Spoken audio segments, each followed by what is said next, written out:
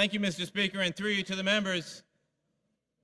The lady who preceded me at the microphone ended with her comments with, to allow the federal government to dictate to us when our legislation becomes effective. That is indeed disturbing. How big do we want the federal government to be? How much power do we want the federal government to gain over the states? They're already taking over our healthcare system. They've just eviscerated the student loan business. They're bailing out corporations. And now the lady wants to cede our legislative power on when our legislation becomes effective to when we say the president says it's okay. I hope this amendment fails and we get back to the principles of our founding fathers and the meaning of the 10th Amendment here.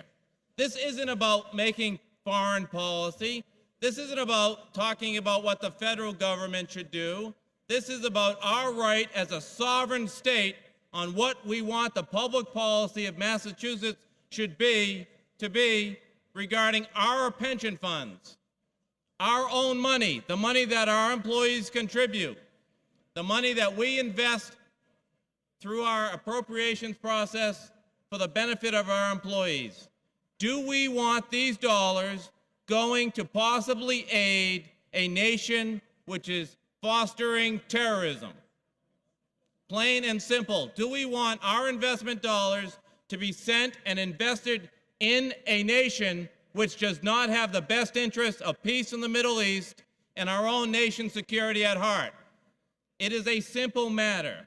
And to think that we would allow the federal government and this president or any president to be able to dictate to us our own public policy is indeed disturbing and not in any way consistent with our founding principles, whether they be the delegated powers under Article 1, Section 8 to Congress, or whether they be the 10th Amendment, which clearly states that those powers that do not belong to the Congress and the federal government belong to the states.